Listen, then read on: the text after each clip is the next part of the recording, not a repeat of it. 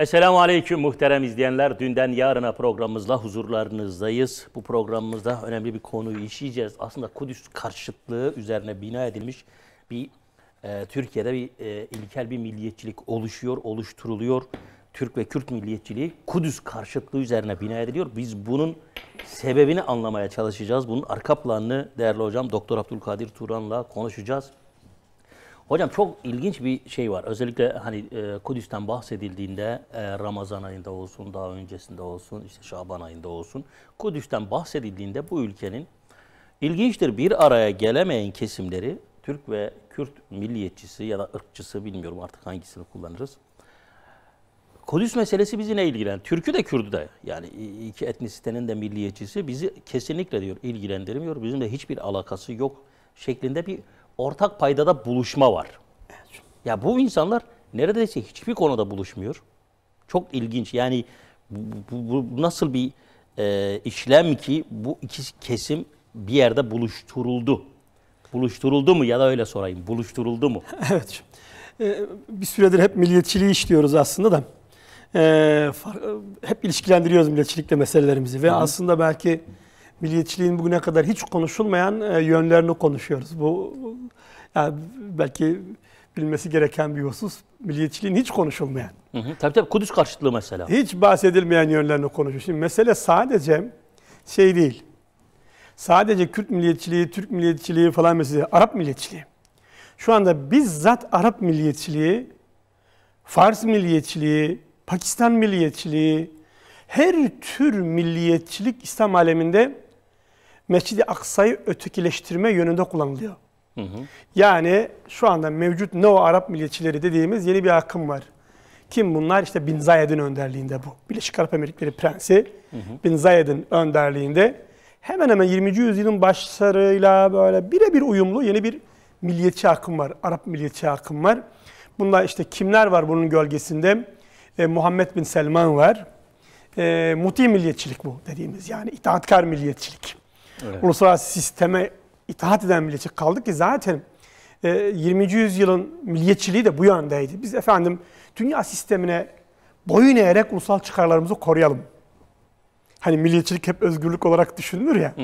Halbuki bu milliyetçilik dünyadaki mevcut nizama boyun eğerek, karşı koymayarak buna kimi zaman çağdaşlaşma, muasırlaşma, dünyayla işte entegrasyon gibi isimler verilerek. Ama bu aslında düpedüz mandacılıktır. Yani biz aslında daha çok işlememiz gerekiyor. Batı'yla uyumdu milliyetçiliğin gizli sloganlarından biri 19. yüzyılın sonlarında. 20. yüzyılın sonundaysa bu dünya ile entegrasyon adı altına, başlığı altına girdi. En milliyetçi, çoğu zaman aynı zamanda entegrasyona en yatkın kişi konumuna düştü. Yeni bir akım, bakın Arap milliyetçiliğinden, Türk milliyetçiliğinden bahsetmeden önce. Evet. Kim var? Sisi var mesela. Kim var? Bu Libya'da kendi devlet başkanı olarak ilan eden şey vardı, neydi? O General Hafter var. Evet. Sudan'daki şu anki mevcut sivil yönetim. Bunlar tamamı kendilerini Arabiyun, yani Arap milliyetçisi olarak adlandırıyor ve tamamı İsrail'le temas kurup işbirliği yapmak için yarışıyor. Çok ilginç bir şey. İlginç bir şey değil mi? Yani geçmiş milliyetçiliğe tam zıt bir milliyetçilik türü bu. Gibi görünüyor ama öyle değil hocam. Ay geçmişte öyle değil. Ama normalde Arap milliyetçiliği neydi? Hani Abdülnasırları düşünelim. Ya İsrail karşıtı sloganların işte, böyle atıldığı. Dün aslında Arap milliyetçiliği oradaki İslami birikimi yok etmek için kullanıldığı gibi bugünkü Arap milliyetçiliği de o amaçla kullanılıyor. Aynen. Dolayısıyla buradaki teferruatlar ayrışıyor. İsrail'e bakış aynı. İsrail'e bakış aynı. İkisi de aynı hizmeti görüyordu. O kahrolsun İsrail derken İsrail'i var edecek zemini hazırlıyordu. Zaten Abdülnasır varlığını oradan alıyordu. İsrail'e hizmet edeceği için Abdülnasır tutuluyordu. Eğer bir İsrail karşıtına o coğrafyada müsaade edilseydi, İhvan'a müsaade edilirdi. O da doğru. Yani. Şimdi Abdülnasır'ın barışık olduğu dünya nizamı kimdi hocam? Rusya mıydı? Rusya'ydı. Sosyalist. Bir de Fransız sosyalistleriydi. Evet. İkisi de İsrail'in mutlak taraftarı mıydılar? Ne oldu şimdi? Biz neyden bahsediyoruz? Burada kafamızı karıştırıyorlar sadece. Bizim onun için hep söylüyorum. Kubbenin üzerine çıkıp tepeden aşağı doğru bakmak lazım. Yoksa alttan bakınca acayip bir ormanın içinde kayboluyoruz. Asıl mesele yani kim neye hizmet ediyor? Burada Sisi ile Abdülnasır arasında milim fark yok. Sadece söylemleri farklı görünüyor. Ama iki söylem aynı yere hizmet ediyor. Biri geçmişin İslami birikimini yok ediyordu. Biri bugün İslami birikimini bastırıyor. Şöyle bakın mesela Bin Zayed'in Sisi'nin basından en mühim isimleri, en sakalları uzun olanları, en alim sıfatlı olanları Seyyid Kutup düşmanlığı yapıyor. Hı hı. Dertleri ne? Kudüs meselesidir, Mescid-i Aksa'dır, emperyalizm karşıtıdır. Emperyalizm. İnsan hem milliyetçi hem Seyyid Kutup düşmanı olur mu Arap kıtasında? Böyle bir saçmalık olur mu? Hem Arap milliyetçisi olacaksın, hem Seyyid Kutup düşmanı olacaksın. Böyle bunu anlayabilecek bir zeka var mı? Şimdi Bin Zayed efendim diyor, bize ne Mescid-i Aksa'dan diyor. Hatta Mekke'de Arap milliyetçisi bir gazete Mescid-i Aksa'nın Kur'an'daki Mescid-i Aksa olmayabileceğini dahi yazdı. Bunlar hiç... Bu başka şeylerde geçiyor. Başka hani şöyle diyeyim tefsir okumalarında ben hani başka mezheplerin tefsir okumalarına ben de rast geldim. Mescid-i Aksa diyor gökyüzündedir. Yeryüzündeki değildir.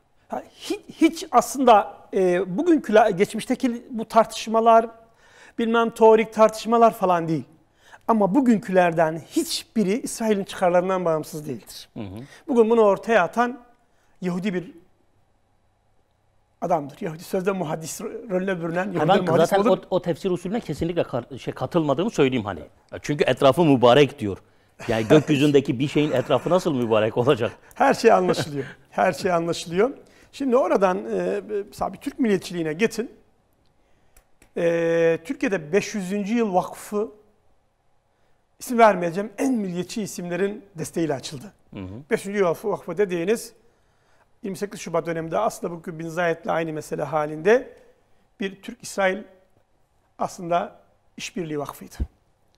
Ve bu vakıf normalde Yahudilerin Endülüs'ten Anadolu'ya, İstanbul'a geliş yıl dönümü anlamında açılmıştı. 500. yıl vakfı.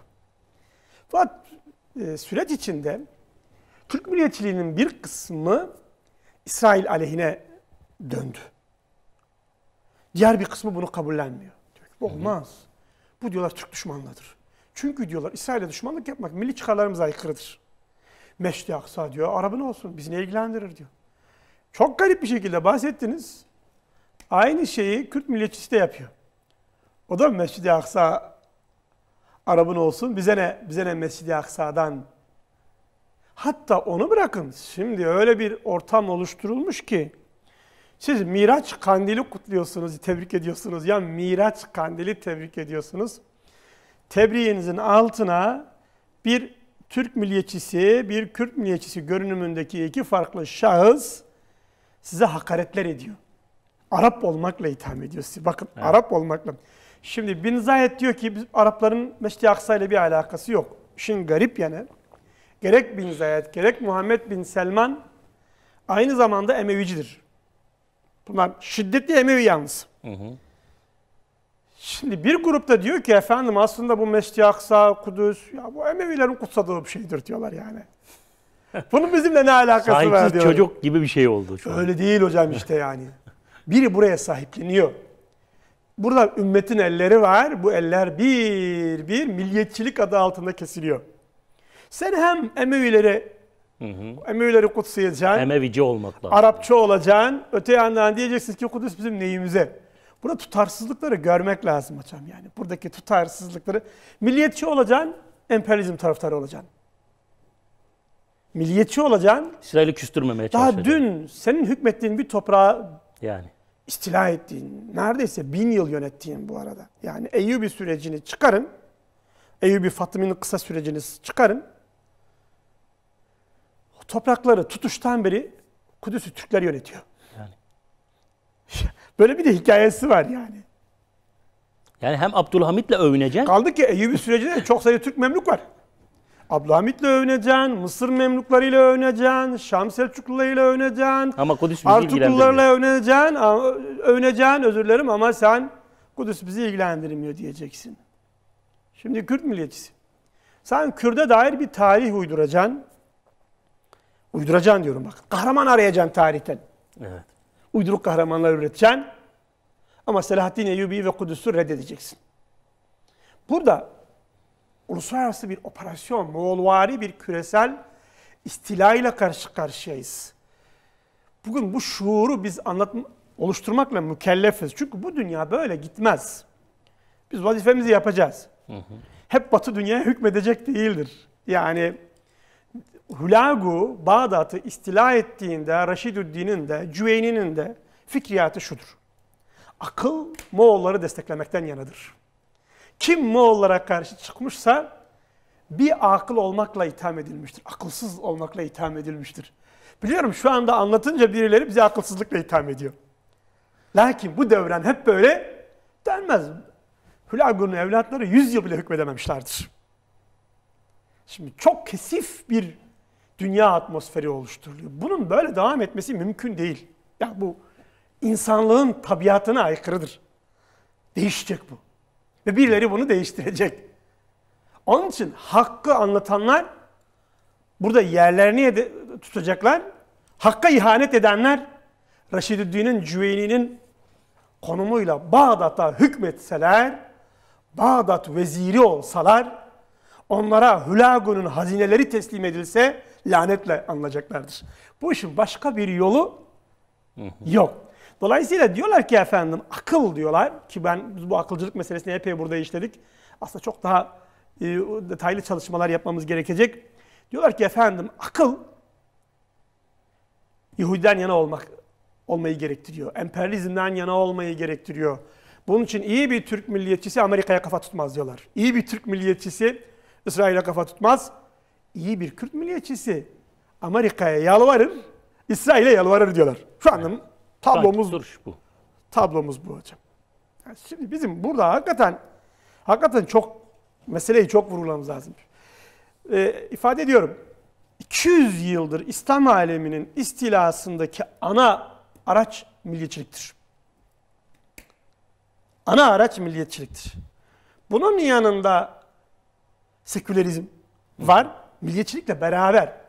Ama ana araç milliyetçiliktir. Onun yanında pozitivizm, akılcılık, zevkperizm var. Bir de süreçsel ideolojiler var, gelip geçici. Sosyalizm gibi. Bunlar temel kaplardır. Asıl mesele burayla alakalıdır. Milliyetçiliğin hiç modasının geçmesine müsaade etmiyorlar. Eskidikçe hemen tak diye yeniliyorlar. Çünkü şeye uyuyor. Biraz hani insanın duygularında o vardır. Nesebiyle uyunma, övünme, kavmiyle övünme duyguları. Resulullah Aleyhisselatü Vesselam aynı şey yapmış. Yani dinin ihyası ortadan kalktığında geriye ne kalır? Kavmiyle övünmesi gerekecek. Kültürüyle övünmek kalır. Ya parasıyla övünecek ya kavmiyle övünecek. Aynen bu. Bundan Yahudiler de karlı çıkmayacak. Yanlış yapıyorlar. Eminim ki şu anda pek çok Yahudi bundan büyük bir ürküntü duyuyor. Bize ne diyor ya? Dünya hakimiyetinden ne zaman elde ettik? Diyelim ki ettik. Bir Gates olduk. Yani. Biz bundan ne kazanacağız? Sürekli dünyanın hedefi olmaktan başka. Sürekli hakarete uğramaktan başka. Lanet. Yahudiliğin böyle bir şey yok. Böyle bir vizyonu yok. Zoraki şu anda. Zorluyorlar bu insanları. Aslında bu ama bir nevi de yani emperyalizmin dünyayı yönetebilmesi için İslam aleminin karşısında bir düşmanın konumlandırılması gerekiyordu. Bir nevi Yahudilik bana yem gibi geliyor. Burada şöyle yani birbirlerinden intikam alıyorlar. Birbirler kapışırken yani onlar dünyayı yönetiyor. Avrupa dedi ki sen mi beni milliyetçileştir birbirine düşürdün? Ben seni Filistin çöllerine sürüyorum dedi. Gör gününü dedi. Müslümanlar beni tarihte nasıl bana ne yapmışlarsa sana da aynısını yapsınlar. Senin batacağın yer burasıdır. O da Yahudilik de şu anda Avrupa'dan intikam alıyor, onu tüketmeye kalkışıyor. Böyle karşılıklı acayip bir didişme var. Böyle bir barışma falan yok. Bir dünya sulhu falan yok. Bu Ukrayna örneğinde falan görünüyor. Evet. Şu anda Almanya'nın, Fransa'nın, İngiltere'nin tarih sahnesinin dışında. Şimdi hocam bu ülkede Cengiz'in resminin milliyetçilik adına okullara asıldığı gün akıl iflas etmiştir. Kaç kez konuştuk. Evet. Türk tarihinde en çok Türk kesen adamdır. Hı hı. Türk soyu eğer bugün Hintliler ve Çinliler kadar kalabalık değilse bunun yegane sorumlusu Cengiz'dir. Cengiz ve evlatlarıdır. Evet. Ama gel gör ki şey asılıyoruz. Şimdi özellikle hocam şeylerde özür diliyorum. Bu acaba 60 ya ben 80'leri hatırlıyorum. Yani 80 sürecinde bilinçli bir şekilde bu ismin propagandası yapılıyordu. Okullarda biz okula giderken Cengiz övgüleri yani bunun çünkü 81 Amerikan darbesiydi. Acaba burada halkı şey yapma yanlış bir tarih anlayışıyla başka bir tarafa itme süreci mi yaşandı? Tabii yani bu 60'lara kadar Cengiz Mengiz her pek yok. darbede bu canlandırılmıştır. Aslında daha önce de vardı. Her darbede canlandırılıyor. Yani burada bazı temel kriterler var. Darbeci çıktığı ada ekrana çıktığı zaman iki kavramı kullanır. Türk milleti der. Hı hı. Peşinden der ki çağdaş layık düzen der. Aynen. Kim yaparsa yapsın darbeyi. Ama kim yaparsa yapsın. Şimdi bakın Cumhuriyet'in ilk yıllarında yazılan bir şiir. Bunun ne diyordu? Kemalettin Kamu. Burada erdi Musa. Çok dehşet verici bir şey. Evet. Burada uçtu İsa. Bülbül burada varsa hürriyet için öter. Bakın buraya kadar hürriyet. Evet. Efendim siz burada Musa'yı anarken Hazreti Musa Aleyhisselam'ı ama bunu simgesel olarak kullanıyor. İsa'yı anıyorsunuz. Bülbül'ü ekliyorsun. Bülbüller ötüyor buralarda. Bülbül malum hürriyetin simgesi. Tabii. Eski şiirimizde. Evet. Özgürlüğün, aşkın, sevdanın, gül bahçelerinin simgesi. Buralarda hürriyet ötüyor. Sonra diyorsun ki ne örümcek ne yosun. Bak. Yosun hocam, yosun. Mağara diyor. Tabii. Hı-hı. Gül ve bülbül. Şen bir dünya. Evet. Keyifli bir dünya. Diğer tarafta ise korkuyu pompalıyor. Tabii ki örümcek ve yosun. Evet. Ne mucize, ne fusun. Kabe Arap'ın olsun. Çankaya bize yeter. Ben Kemalettin Kamu'yu hani görmüş değilim elbette. Ama iyi okuyanlar okuduğuma inanıyorum. Şuraya ekleyeyim. Şuraya üst kısmı yakalamak. Şu altı herkes yakaladı. Evet. Altı herkes yakaladı. Evet. Ama şu üst kısmı ben tebrik edeyim yani. Çünkü genelde evet. Altı herkes ezbere biliyor. Ama yukarıda Hazreti İsa'ya, Hazreti Musa'ya methiyelerdiz. Aşağıya gelince bu gerçekten iyi şey. Şimdi işin garip yanı şimdi biz mecburen bir şairi okurken biyografisine bakıyoruz. Usul yani. İlk kez bunu ben tespit ediyor değilim. Ben kısıtlı bir dönemde şiir tahlilleri dersine girdim ama uzun süre doğrusu edebiyat eğitimi verdim. Şimdi ya Kemalettin Kamu bu şiir yazabilecek kapasiteye sahip değil.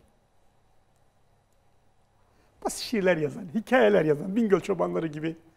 Yani mahalle şair, mahalle ozanları ya eline bir saz ver, 3 dize söyler. Böyle biri. Buradaysa çok basit, sehli, mümteni sanatıyla acayip bir savaş ilanı var. Neyi? Burada erdi Musa. Tanrısına kavuştu. Peygamberleşti. İsa da buradan uçtu. Bülbül burada ötüyor. Ve hürriyet için, özgürlük için onlar uçuyorlar.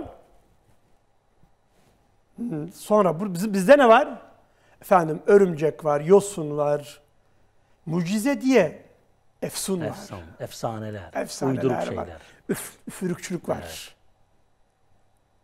Kabe Arap'ın olsun, Çankaya bize yeter. Hürriyeti diyor İsa ve Musa'da arayalım. Aynen. Hristiyan olalım. Yahudi olalım. Batılaşmayı burada bunun kadar iyi özetleyebilen belki bir şiir yok. Bunu Kemalettin yazamaz yani. Bu imkansız yani. Kaç kişi Türkiye'de Kemalettin Kamu'yu şair sayıyor ki bu arada? Şiirleri zaten bir bununla biliyoruz. Bir bununla biliyoruz yani.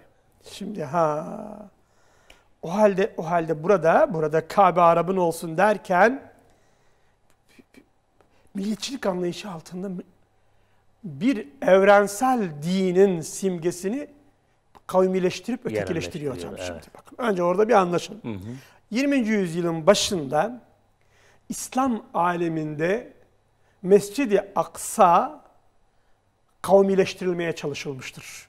Denmiştir ki Filistin meselesi bir Arap Yahudi sorunudur.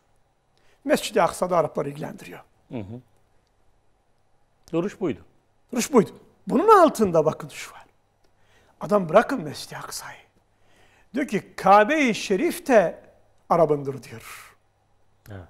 O da ona aittir. Evrensel bir din olan ki diyor ki bunu o yıllarda en büyük rakibimiz İslam'dır diyor bu arada. Yani İngiltere'deki Propaganda Bakanlığı, İngiltere'deki strateji kurumları diyorlar ki en büyük rakibimiz İslam'dır. Bizi diyor Batı, biz artık Çin'den diyorlar Amerika'ya ki artık bir döngüdür bu malum Çin'le Amerika komşular. Hı hı. Tersten. Biz diyorlar dünyaya küreselleştik, dünyaya hükmettik. Bizi devirirse diyor İslam devirir. Ya biz Müslüman olacağız ya o bizi devirecektir. O günlerde bu şiirler yazılıyor. Bu küresel din, evrensel din, bunlar İslam tarihini araştırmışlar ve ürkmeye başlamışlar. Eyvah demişler, bu nasıl bir din ya? Sen kestikçe o doğuyor. Acayip bir şey bu. Ahir zaman peygamberi diyoruz ya. Evet. Mucizevi bir yanı var hakikaten yani. Şimdi sen evrensel olanı milliyetçilikle ilişkilendirip ötekileştiriyor musun? Bugüne geldik. Şimdi ne diyor hocam? Arap diyor ki benim de değil. Ortalıkta kaldı. Sahipsiz kalınca kime gitti? Yahudi'ye kaldı. Bakın bu çok uzun süreli stratejilerdir. Bu da Yahudi'yi yüceltiyor falan değil. Dünyaya hükmeden her devlet kendisi için stratejiler oluşturmuştur. Firavun'un da stratejisi vardır. Nemrud'un da vardır. İslam'a geldiğin zaman Abbasi'nin de vardır. Emevi'nin de vardır. Osmanlı'nın, Selçuklu'nun da var. Devletin varlığı stratejiyle birlikte anılır. Yani. Eğer Osmanlı son yüzyılda stratejilerden yoksun kalmışsa bu onun bitişiyle alakalı bir husus. Devlet bitmemişse stratejisi vardır. Yahudinin stratejisi olacaktır. Çünkü dünyada güç elde etmiş, parayı elde etmiş silahı elde etmiş. Bu var olacak şimdi. Yani şimdi sıkıntımız şu. Şu anlayışın kitaplaştığı bir eser var. Nedir bu eser efendim? Medeni Bilgiler, liseler için tarih kitabı diye 1930'lu yıllarda bizzat Mustafa Kemal tarafından yazılan ama aslında kendi sekreteriyasına yazdırılmış gibi onların adına yayınlanan, aslında Yalova'daki Mustafa Kemal kampında, Atatürk evinde hazırlanan bir eser bu. Evet. Tatil beldesinde. Bu arada Ankara'nın bozkırlarında değil, tatil beldelerinde yazılan bu eser de şu şiirin bütün görüşleri savunuyor. Batı'nın İslam takdiri dahi yok sayılarak salt İslam'ı ötekileştirme. Yani Resul-i Ekrem bir Arap peygamberi olarak tanıtılıyor. Arap dini. İslam bir Arap dini olarak. İslam milliyetçilik üzerinden ötekileştiriliyor. Milliyetçiliğin bizde böyle bir tarihi var. Bu tarih üzerinden değerlendirmek gerekiyor. Evet hocam sanki bir araya gitmemiz gerekiyor. Aslında ikinci bölümde şeyi konuşabiliriz. Mesela Arap dini, Arap harfi, Arap tabii. ibadeti deyip karşı çıkıyorlar. Gidip getirdikleri yer, hani gidip Göktürk alfabesini getirse tamam diyeceğim de gidiyor Latin alfabesini getiriyor. Yani yine kendinden menkul bir şey değil. Getirdiği şey, getirdiği elbise, getirdiği dil, getirdiği alfabe Türklük kaynaklı değil. Batı. Evet. Şimdi hocam bu diğer bölümde geçeriz inşallah. Burada sıkıntımız şu. Ben Kürt milliyetçisiyim diyen adam onu da. Şunu olduğu gibi taklit ediyor. Çok ilginç değil mi? 100 yıl sonra. Biraz geç kalıyoruz. Diyor ki o bu yolda yürüyerek devlet oldu. Evet. Ben de bu yolda yürürsem devlet olurum. Maalesef. Tümüyle onun zihnindeki devlet olma meselesi batılılaşma ve küreye uyuma, dünyaya adaptasyonla ilişkilendiriliyor doğrudan. Başka bir şey görmüyor zihni. Devlet olmanın birden çok husus gerektirdiğini hiç düşünmüyor. Sadece buraya. Aslında önce devlet oldu sonra bunları yaptı. Onu fark etmiyor. Önce devlet oldu. Bunun üzerinden dünyada bir devletin oluşmadığını 2. bölüm anlatacağız yani evet, inşallah. İnşallah hocam. Evet, bakıyoruz son dönemlerde benzer bu hastalıktır aslında. Benzer bir hastalık Kürtlerde de ortaya çıkıyor. Çünkü şunun için hastalık diyorum. Başına bir bela geldiğinde hani nerede ümmeti İslam diyorlar. Refaha erdiklerinde ümmeti dışlıyor, ümmeti kovuyor, her alanda ümmeti kovuyor ama başı sıkıştığında bir şey olduğunda Müslümanlar nerede deyip hem yeri geldiğinde mesela hani niye Yahudiler bize ya da Hristiyanlar bize yardım etsin demiyorlar. Müslümanları suçluyorlar. Her durumda Müslümanların onlara sahip çıkması gerektiğini söylüyorlar. Fakat birazcık rahat yüzü gördüklerinde de işte böyle Kudüs bizi ilgilendirmiyor, Mescid-i Aksa bizi ilgilendirmiyor. Duruşu var. Niye böyle tuhaf bir... Ya bunun üretildiğini... Ya Ukrayna bizi niye ilgilendiriyor da Kudüs niye bizi ilgilendirmiyor? Evet hocam, işte bunun üretildiğini nereden anlıyoruz hocam? Şimdi Kemalettin Kamil denen adam bu şiiri yazdığında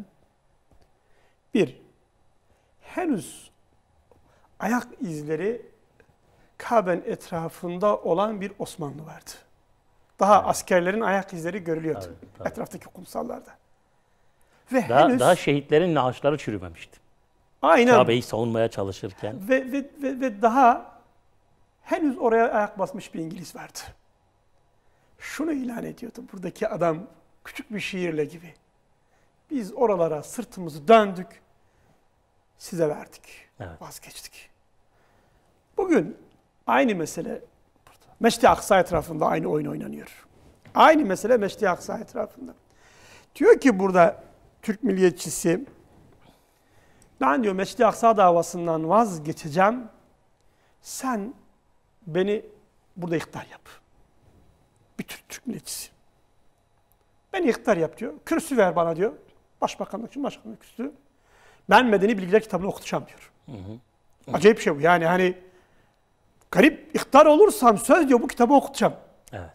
Bu ben 60 ihtilalini yapacağım, 28 Şubat'ta ilan edeceğim demekten hiç farksız. Çünkü 28 Şubat'ta bu kitap tekrar yayınlandı. Okutulmadı ama yayınlandı. Kaynak yayınları arasında yenilendi. Evet. Peki Kürt milliyetçisi ne diyor burada? O da diyor ki ben diyor Mescid-i Aksa'yı sana geçmişte senden aldığım için Hristiyanlardan bana diyor buz beslemişsin, bana kin beslemişsin. Şimdi diyor onu ben sana vermede yardımcı olursam beni diyor büyütür müsün, yüceltir misin, devlet yapar mısın diyor. Şimdi dünyada yücelmenin iki yolu var hocam. Yücelme de ifadesiyle anlatılır ama büyümenin, yükselmenin. Bunlardan biri değerler üzerindendir. Dünyanın her yerinde bilinen bir husus. Değerlerinize sahip çıka yol alırsınız. Doğruluğa, dürüstlüğe, namusa, şerefe, onura, insanlık değerlerine, kültürün o mukaddes hallerine, yani insani hallerine, aile gibi, ana diline sahip çıkarsın. Bunlara sahip çıkarak ne olursun? Bütünlüğünü sağlar ve yükselirsin. Biz buna değerler üzerinden yol alışıyoruz. Ya da evrensel değerler edinirsin. Dersiniz ki ey insanlık seni ben kurtaracağım. İnsanlığı inandırırsın. İnsanlık inanır ki sen onu yönetirsen huzura kavuşacak. Bunun için kendi sana teslim eder.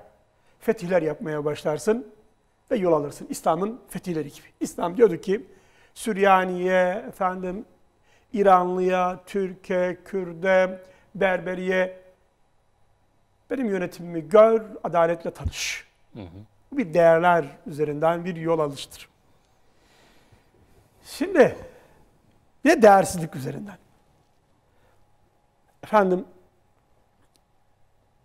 Hanımınızın Rus büyükelçisiyle dans etmesine müsaade ederseniz makam elde edersiniz. Türkiye'de denendi bu arada yani. Tabii. 28 Şubat'ta neler yaptılar? Namusu Kayseri. yok sayarsanız yani. Namusu verirseniz yani. Şimdi o namusu verme bir yana. Dininden vazgeçersen mesela. Dilimden vazgeçeceğim, alfabemden. Burayı tamamen Avrupa'ya açarsan sana bir şeyler verecekler. Hep vermelerini bekliyorsun. Evet. Karşıdaki de senden azami istifade etmek için sen verdikçe o daha fazlasını istiyor. Bu klasik bir Moğol sistemidir. Ben gerçekten Moğol larla mücadeleyi okumaktan büyük bir mutluluk duydum. İnşallah yayınlayınca istifade eder okuyucularımız, izleyicilerimiz. Harika bir şey. Her zaman önce vazgeçebileceğiniz bazı şeyleri teklif eder size. Der ki parayı ver, mesele bitmiştir benim için. Parayı ver ve bir şıhına kabul et. Şimdiki büyükelçilik gibi. Bana bir miktar vergi ver, yeterlidir. Verirsin. Ama sen onu vermeye başladığın zaman o her gün yeni bir şey ister. Öyle ki Şam'da Hristiyanlar Moğollar adına camilere şarap döküyorlar. Şam'da. İş bu boyuta varıyor. Gaye rencide etmektir. Evet. Gaye rezil etmektir. Adam camide Kur'an-ı Kerim'e atıyla basıyor. Sınır yok. Şimdi geldiğimiz noktada deniyor ki efendim, Mescid-i Aksa davasından vazgeçin. O da yetmez. Öyle bir değersiz sıfırlanın diyorlar. Değersiz de çünkü haşa diyor eşcinselliğe de hami olun. Eşcinselliğin hamisi olun. Bakın hamisi. Sadece içine girmeyin. Onun muhafızlığını üstlenin diyor. Batı'nın diyor yeni değer sistemi budur. Siz burada değersizliğe sahip çıktıkça değerleneceğinizi zannediyorsunuz. Böyle bir absürt bir mantık söz konusu burada. Biz değersizliğe sahip çıktıkça, değersizleştikçe biz değerleneceğiz. Alçalarak yükselme. Alçalarak yükselme. Diyordu ya Necip Fazıl, biraz daha edebi bir dille ilerleyin beyler gerilere doğru. Şimdi burada diyorlar ki inin beyler aşağılara doğru ama yükseliş için. Sen ne kadar aşağı inersen o tepene o kadar basacak. Evet. Nihayet seni tükettiği zaman diyecek ki ben sana verdim. Peki sen tükendiğin zaman sana verilenin ne anlamı kalacak? Evet. Bunu mantıksal olarak bizim tartışmamız lazım. Lakin bu dalgaya, bu havaya kapılanlar bunu hem pozitivist akıl diyor, hem milliyetçilik diyor. Bakın başı sonu felaket. Ama bizimle bu meseleyi hiçbir şekilde konuşmaya razı olmuyor. Biliyor ki konuşsa kaybedecek. Şimdi burada büyük bir aldanma, büyük bir aldatma operasyonu yürütülüyor. Deniyor ki aslında başkaları değersizleştikleri için oldular. Düştüler, yükseldiler. Sen de değersizleş ve yüksel. Peki şimdi bakalım. Şimdi büyük toplumlarla, bir kere kalabalık toplumlarla nüfusu sınırlı ve parçalı toplumların durumu da burada farklı. Mesela Selahaddin'e bakın. Değerlere sahip çıktıkça büyümüştür. Ve o günün dünyasında o ahfatları, yakınları, hatta İslam aleminde hiçbir ırkla ilişkili olmayacak kadar El-Kürdi unvanı yayılmıştır. Kimse kendine fazlaca Türki dememiştir. El-Arabi dememiştir. Ama her alim böyle El-Kürdi demesinden böyle bir iftihar duymuştur. Bazen derler niye kardeşim El-Kürdi bilmem El Falankesi değil diye. Çünkü o dönem Selahaddin öyle bir hava oluşturmuş ki Bir iftihar vesilesi. bir iftihar meselesi. Irkçılık falan milliyetçilik değil. Değil. Kendi tarif. Evet. Kendi tarif. Ya bir Tabii nevi bunlar- madalya kazanmış gibi bir şey. Bundan bir seyit gibi hürmet görmüş bu arada. Bundan bir seyit gibi hürmet görmüş bu unvandan dolayı. Şimdi bir de Süryanilere bakalım ve Ermenilere bakalım. Süryaniler burada Müslümanların elinden kaçanlar var ama daha çok Bizans'tan kaçanlar. Bunlar Sasani'ye sığınıyorlar. Sasani'den sonra Çin taraflarına geçiyorlar. Karahataylara, Moğollara, Moğolların değişik topluluklarına sirayet ediyorlar. Sınırlı insanı Hristiyanlaştırıyorlar. Cengiz bu Karahatay ülkesini istila ettiğinde Cengiz'in hizmetine giriyorlar. Cengiz'e kendi kilise zincirleri üzerinden yine Kudüs merkez olmak üzere, Kudüs bu arada dünyanın iktidar noktasıdır. İslam aleminin zayıflığını anlatıyorlar. Ve normalde bizim istilamız iki sınıf üzerinden gerçekleşiyor Moğollar dışında. Bir, Moğol hizmetine giren Süryani papazlar, bunların Moğol kadınlarını da Hristiyanlaştırıyorlar. Mesela Hülagu'nun baş danışmanı babasından kalma hanımı. Bunların böyle bir geleneği var. 9 hatun. Bağdat'ın istilasında en büyük danışmandır. Şam'ın istilasında en büyük danışman 9 hatundur. Bu bir Hristiyandır. Kilisesini daima yanında çadır olarak taşıyan, emrin yanında kaç Hristiyan papaz taşıyan biridir. Evet. İkinci bir sınıfımız var ki bunlar da Moğollara itaati akıllılık olarak gören Türkistan ve İran kalem sahibi. Askerler ve kalem sahipleridir. Bürokrasi değil. Kıpçağıdır, Acemidir. Bürokrasi ve askerler. Yani mesela Sultan Çuk var işte. Önce onlarla mücadele ediyor. Sonra hizmetlerine giriyor diyelim ki. Bunlar Moğollara yol gösteriyor. Onlar buraları bilmiyor. Moğollara yol gösterip buralara getiriyor. Üçüncü bir sınıf daha katılıyor. Onlar Ermeniler. Ermeni kralı ta gidiyor şeye kadar. Moğolistan'a kadar, Karakurum'a kadar gelin diyor. Ben size yardım edeceğim. Değersizlik üzerinden değer sahibi olmaya çalışıyorlar.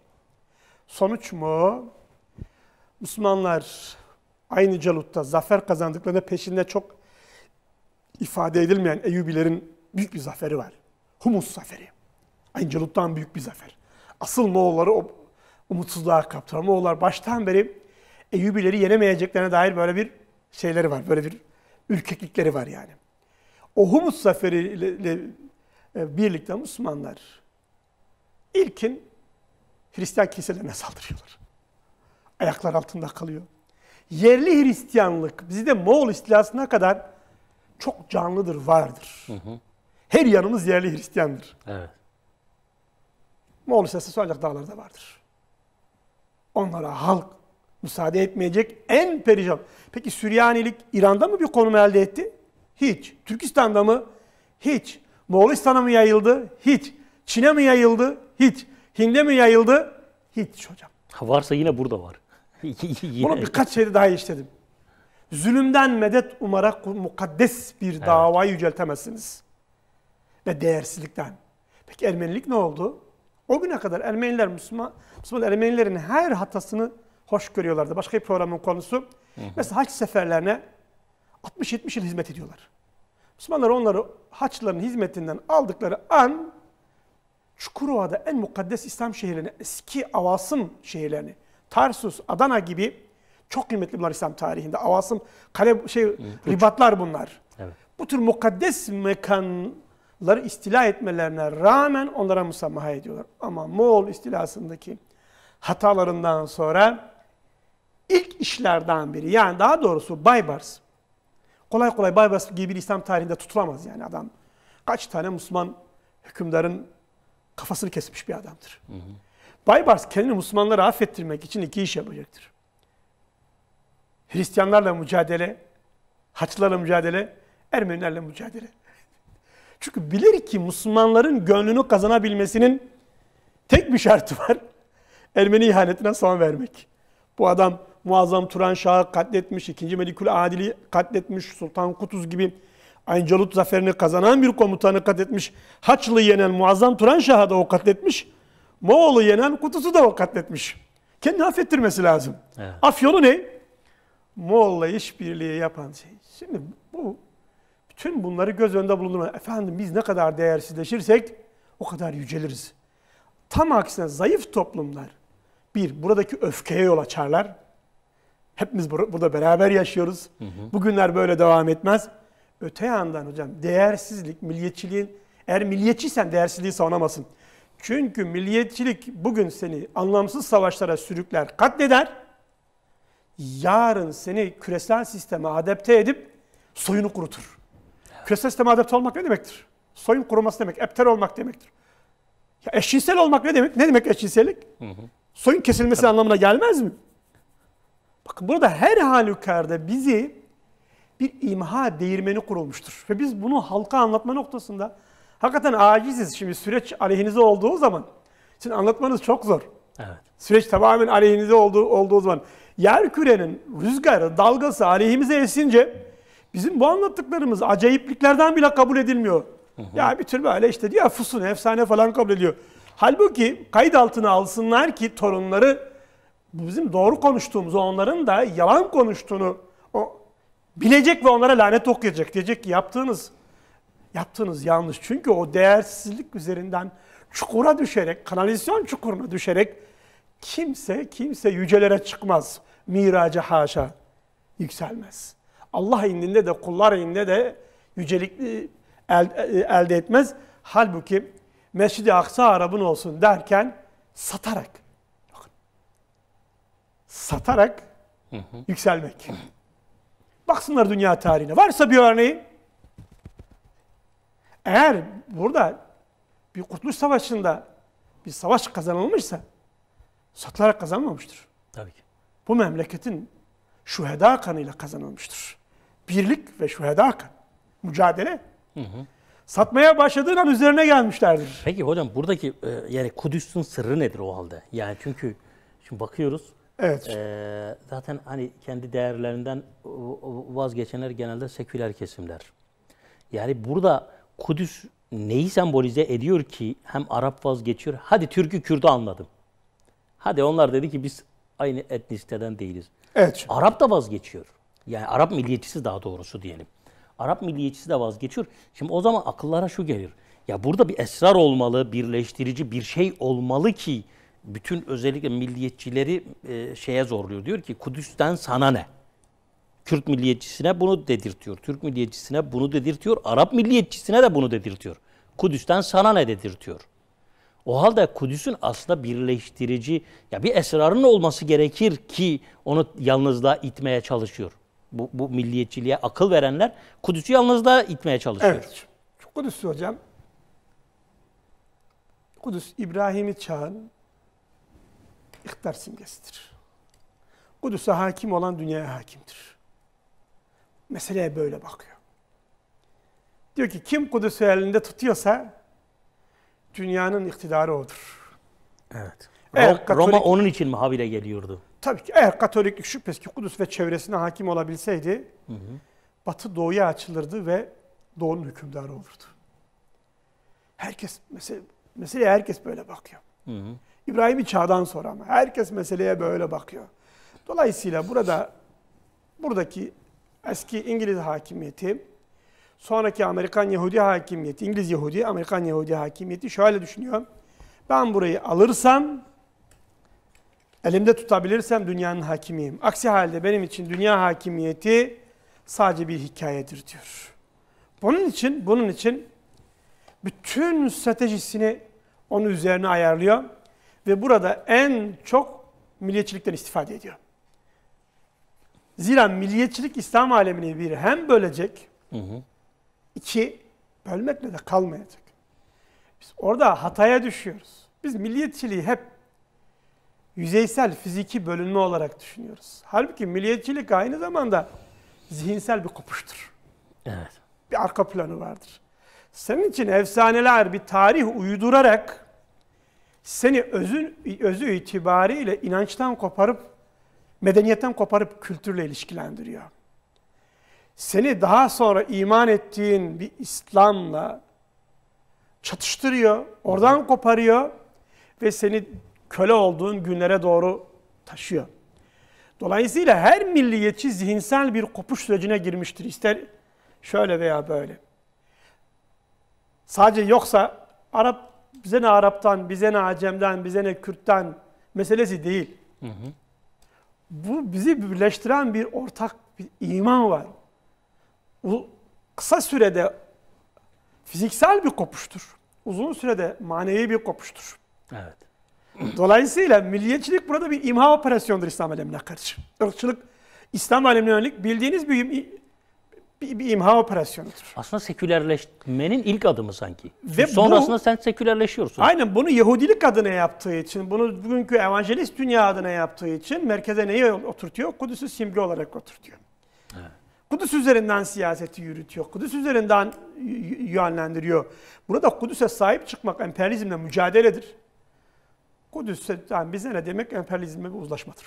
Bu bir simgedir. İster kabul edelim, ister kabul etmeyelim. Zaten kızanlar da o yüzden kızıyorlar. Diyorlar ki efendim siz diyor bu Mescid-i Aksa'dan çok bahsederek bizi emperyalizmle gereksiz yere çatıştırıyorsunuz, akılsızsınız. Çıkarımız diyorlar emperyalizmle uzlaşıdan geçiyor. Öte yandan yaşasın özgürlük, hürriyet falan diyor. Evet. Böyle bir tenakkuz boyun var. eğerek hürriyet. Boyun eğerek hürriyet diyor. Köleleşerek hürriyet yani. Köleleşerek hürriyet. Ve bize bunun doğruluğunu anlatmaya, doğruluğunu kavratmaya çalışıyor bu arada. Yani sorun burayla alakalı. Evet bu yani ilginç olan bunu mesela bir Türk milliyetçisi de yapıyor, Kürt milliyetçisi de yapıyor. Yani iddiası olanlar da hani Kürt milliyetçileri bir nevi kendileri için bir bahane bulabiliyorlar. Bir kulp arıyorlar. Bir kulp bulabiliyorlar. Fakat hani bunu Türk milliyetçisi hem iddiaların olacak hem de boyun eğerek yücelme projesinin bir parçası olacak. O halde bu damarlara giren bir yabancı var. Değil mi? Yani onu önceki programımızda konuşmuştuk. Biz burada milliyetçiliği milli zannediyoruz. Hı hı. Her milliyetçiyi de vatansever zannediyoruz. Demek ki bu kamuflajlı milliyetçiler var. Milliyetçilik kamuflajına bürünenler var daha doğrusu. Hı hı. Milliyetçilik kamuflajına bürünenler var. Siz olsanız ne yaparsınız? Mesela bir dini yıkmak için o dine alim kılığında adam yetiştirirsiniz. Öyle mi? Tabii. Bir kavmi yıkmak için o kavme vatansever kılığında ajan yetiştireceksiniz. Evet. Bu budur. Lakin dünyadaki hakimiyet alanı o kadar güçlü ki kimse bunu ifade edemiyor. Zannederim eğer Rusya Ukrayna meselesinde bir miktar daha başarılı olup da kendini ayakta tutabilirse Türkiye bağlamında da Arap aleminin de bir kısmı bağlamında pek çok milliyetçinin sicili ilan edilecek. Pek çok. Aslında bunun son dönemde bazı imaları yapıldı yani. Hı hı. Bazı imaları yapıldı. Pek çok milliyetçi görüntüsündeki kişinin aslında kamuflajlı bir uluslararası ajan olduğunu Değil mi? dünyaya duyuracak. Ama aslında çok ilginç bir şeye biz... Ya güç kaynağı bulunabilse yani hani sırtını dayayabileceğin bir yer bulabilsen bunların tümü ilan edilecek. Bunlar duyurulacak.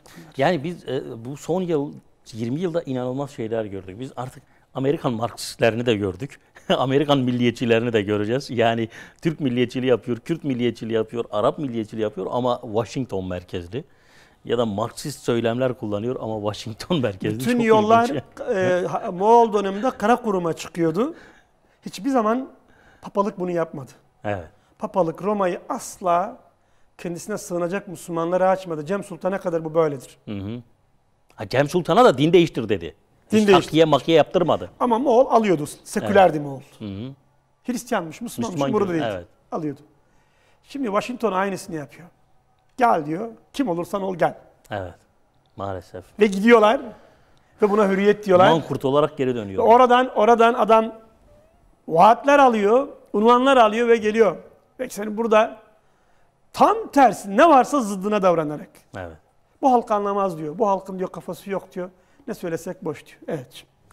Eyvallah, hainlerin kahramanların hain edildiği, ilan edildiği dönemler diyelim Evet. hocam. Rabbim Müslümanlara feraset nasip Amin eylesin. inşallah. Kudüs'ü anlamayı, Kudüs etrafında bütünleşmeyi nasip eylesin Amin Müslümanlara. Haftaya bir başka konuyu konuşmak, derinlemesine tahlil etmek üzere efendim. Allah'a emanet olun.